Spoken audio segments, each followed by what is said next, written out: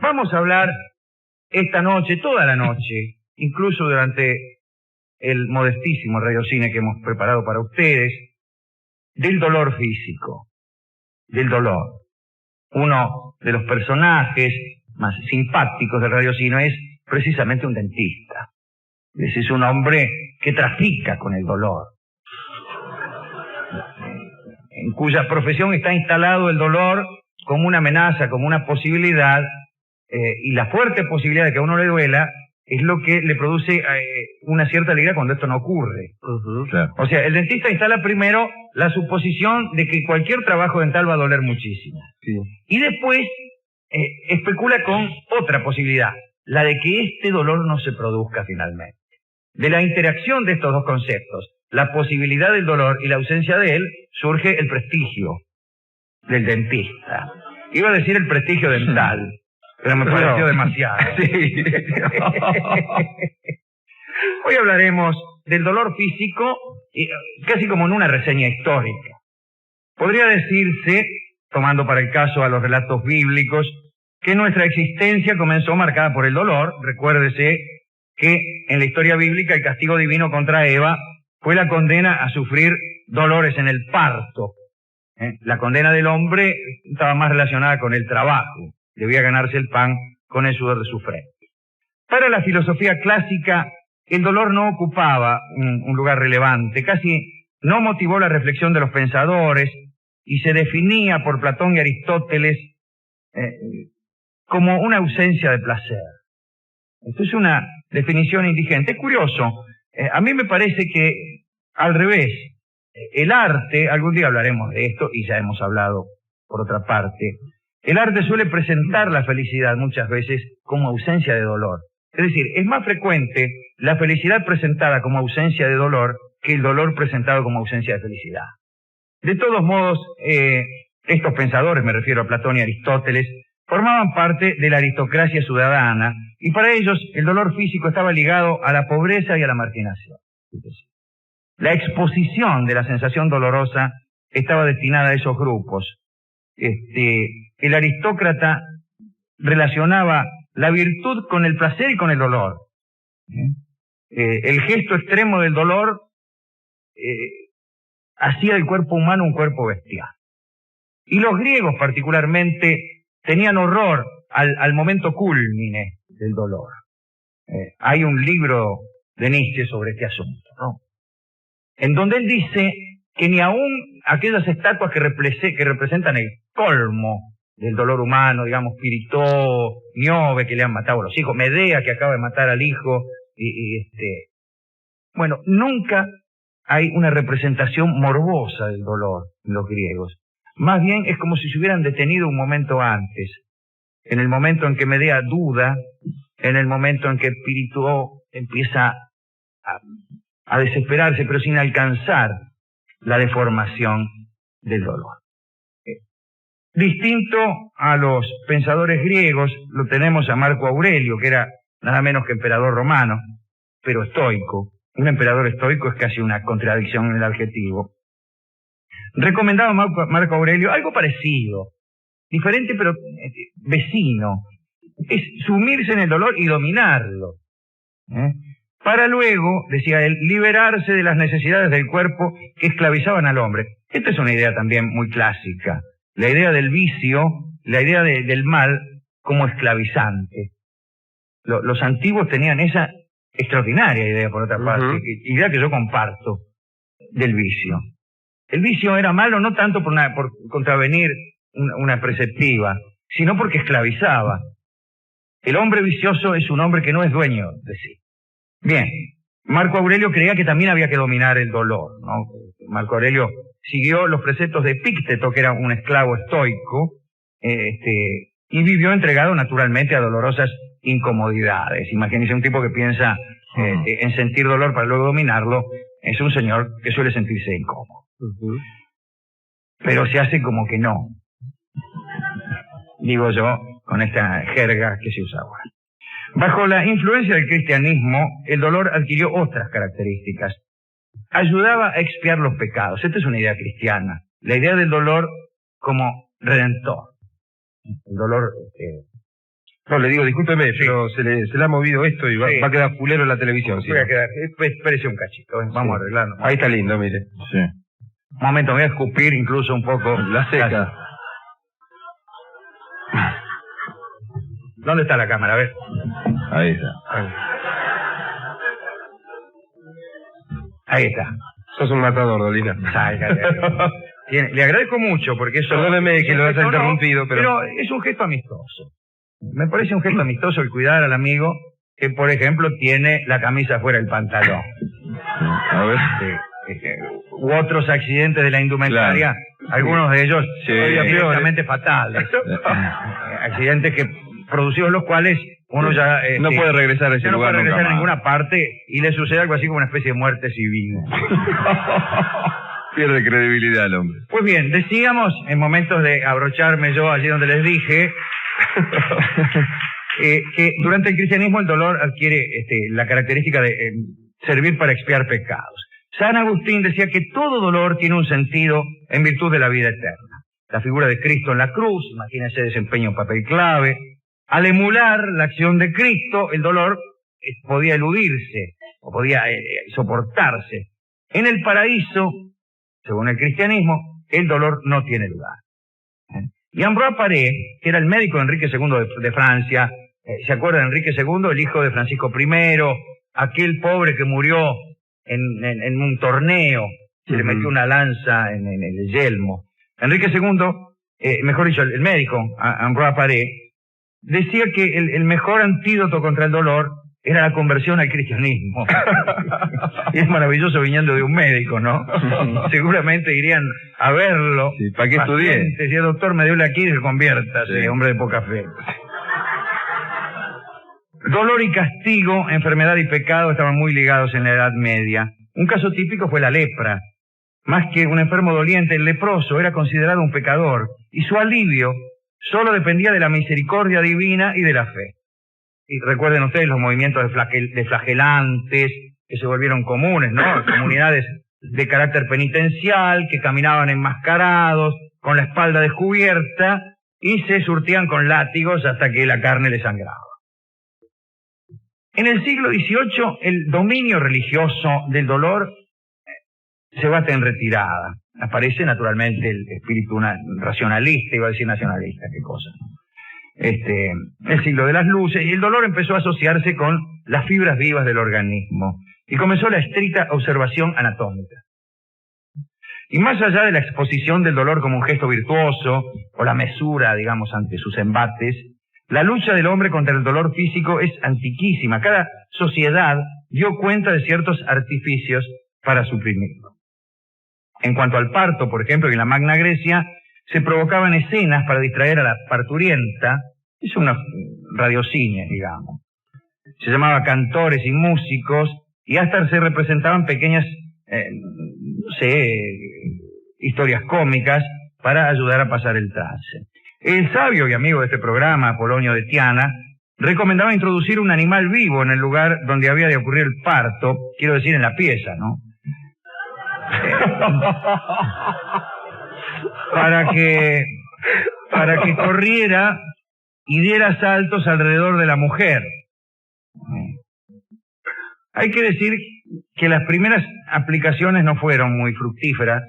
San Alberto Magno en el siglo XIII pensó que para aquellos dolores venía bien una receta que incluía caracoles, estiércol de caballo, emplasto, que son unas cosas que se disponían sobre el cuerpo de la mujer, una porquería, ¿no? Pero el resultado era que el 30% de las mujeres morían en aquel tiempo al dar a luz.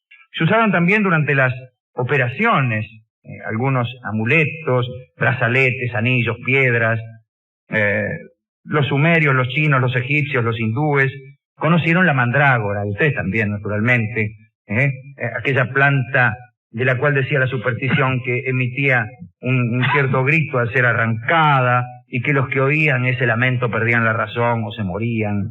En la India, el que tomaba la mandrágora parece que la ataba a un cordel. El que quería arrancar una mandrágora ataba un piolín a la mandrágora y el piolín a un perro.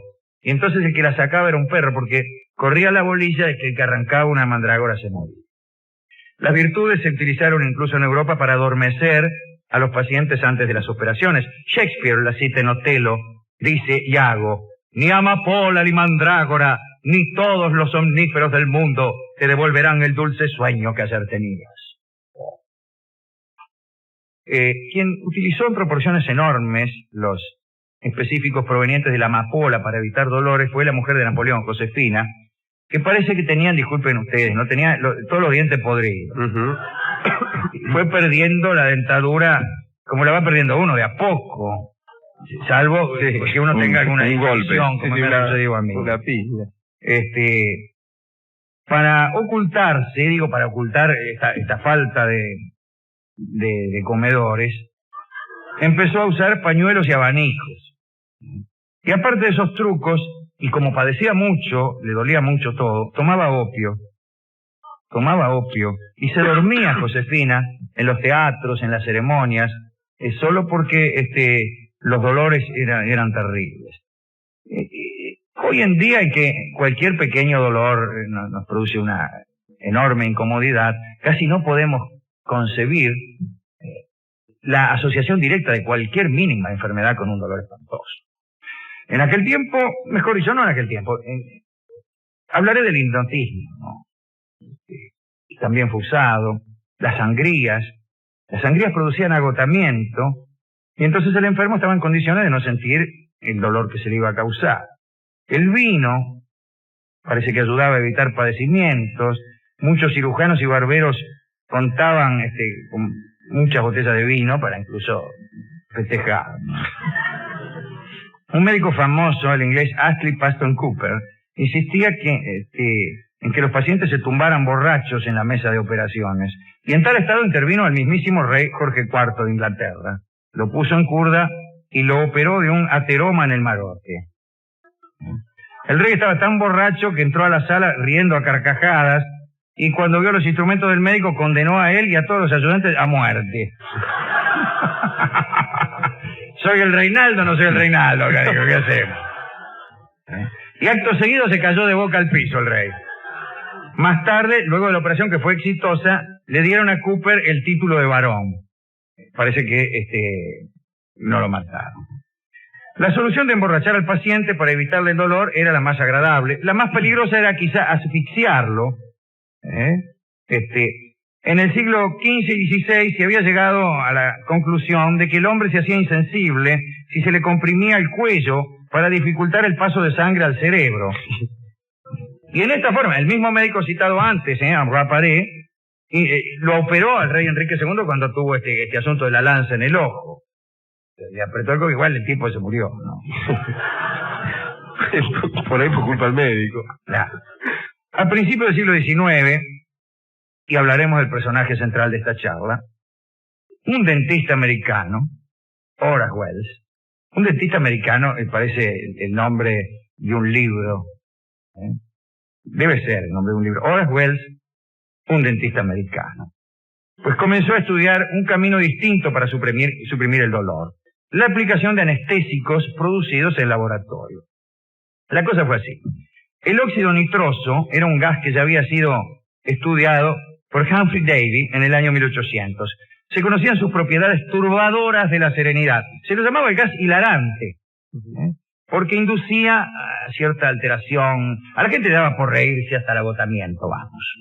Por esta razón, no faltaban en las ferias de la época barracas donde el público se divertía inhalando aquel gas o contemplando las tonterías que hacían quienes lo inhalaban. Y un día, mientras Wells paseaba por una de esas barracas, se armó una pelea entre dos hombres que habían probado el gas hilarante, y parece que a uno de ellos le dieron una viaba enorme, pero el tipo se seguía riendo. Entonces Wells conjeturó que el hombre no sufría dolor, y empezó a usar el gas en su consultorio. Primero lo hizo sobre su propia persona, y se sacó una muela y no le dolió. Es una buena historia, que termina con no le dolió. Contento con su triunfo, se presentó en Harvard. Y allí los dentistas eran menospreciados por los médicos, ya se sabe, esa inquina que le tienen los médicos a los dentistas. Y parece que le sabotearon la prueba. Wells llamó a un estudiante que se ofreció como voluntario le aplicó el gas. El estudiante parece que empezó a dar unos alaridos que espantaron a los catedráticos, igual fue expulsado. Sin embargo, se interesó tanto por el producto que acabó consolándose tomándolo él mismo. Lo tomaba todo el tiempo, se hizo adicto al gas hilarante y andaba por las calles de Nueva York riéndose como loco. En el año 1848, en una riña callejera, Wells arrojó ácido a unas prostitutas que agredían a un mendigo, se lo llevaron preso y entre rejas, desesperado, le escribió una carta al país entero para exponer que la causa de todos sus males era haber logrado vencer al dolor. Después inhaló óxido nitroso de un frasco que llevaba escondido, se tendió en su calabozo y se cortó la arteria femoral para desangrarse sin padecer. Tenía 33 años, Horace Wells. En aquel momento, luego de la tragedia de Wells, apareció en escena James Young Simpson, que era profesor de obstetricia de la Universidad de Edimburgo. Según cuentan, parece que le impresionaba mucho a Simpson el sufrimiento ajeno. Estuvo a punto de abandonar la carrera cuando lo llevaron a presenciar las escenas del anfiteatro operatorio, ¿no? Con los gritos, los esfuerzos de los pacientes. No había anestesia en aquel tiempo. Que operaban y empezaban, qué sé yo. Y en 1847, Simpson descubrió el cloroformo como agente anestésico. Y un químico francés llamado Dumas había estado trabajando en eso también. Bueno, Simpson lo probó de una manera curiosa, ¿no? Invitó a cenar a 2 colegas y después del banquete hicieron un ensayo ahí mismo. Llenaron de cloroformo sus vasos, empezaron a inhalar los vapores y empezaron a hablar macanas, les brillaban los ojos y se quedaron dormidos en los asientos y se cayeron al suelo. Éxito científico total. Empezó Simpson a utilizar el cloroformo con sus pacientes. Ninguno sufrió dolor y, cosa importante, los cirujanos pudieron desde ese momento operar con mayor tranquilidad. Así que ese fue Simpson. Yo voy a dedicar esta charla a un antiguo personaje que es el fakir doliente, que era un hombre que había resuelto que aprender unas técnicas para vencer el dolor o para no sentirlo era una trampa. Si el fakir verdaderamente conoce algún secreto que le hace no sentir dolor, ese hombre está haciendo trampa. El fakir doliente hacía todo lo que hacen los fakires, es decir, tragaba sables, se acostaba en camas de clavos, comía vidrio, pero le dolía. La diferencia es que a él le dolía mucho, le dolía muchísimo, incluso más que al resto de la gente, pues se trataba de un hombre muy sensible. Y gritaba. Y claro, se le dolía. No como los fakires que se clavaban algo y... Sí. Sin respirar. No, el tipo se clavaba. ¡Oh! Incluso se desmayaba. Se producía muchísimo daño.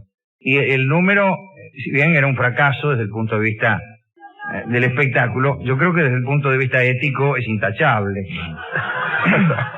El hombre se clava una espada e incorpora clavarse una espada. La condición que hace que clavarse una espada sea un acto impar, a saber que nos duela.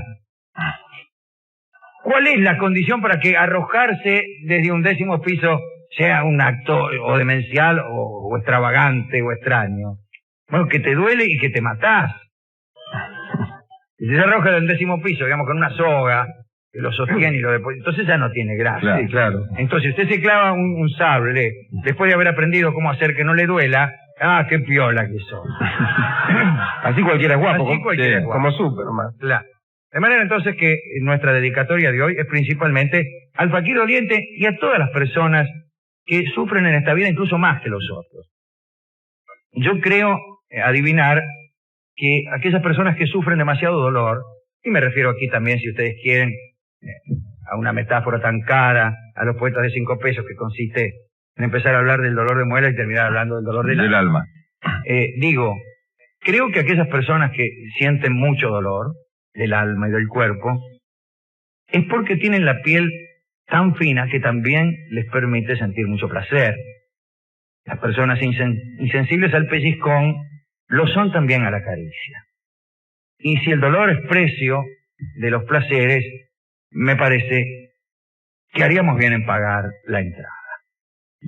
¿Con qué podemos ilustrar esta historia de Dolores y esta historia del dentista Horace Wells, a quien también le dedicamos naturalmente esta charla, porque antes de Wells te dolía más que ahora todo. O sea, cuando un chico, o cuando nuestra pareja, o cuando algún amigo nos diga, ay, me duele, hay que contestarle, peor hubiera sido de no haber existido Horace Wells. y hay que acompañar este decir con una mirada olímpica. Eso eran de Dolores. De desprecio y de desdén al pobre desgraciado que se queja sin tener en cuenta lo que era este mundo antes de Wells. Era así verdaderamente un valle de lágrimas. Ahora es, pero menos. Hay algunos oasis de serenidad, gracias a Wells. Bueno, también a Wells. Y para terminar, una palabra que lo resume todo. Buenas noches.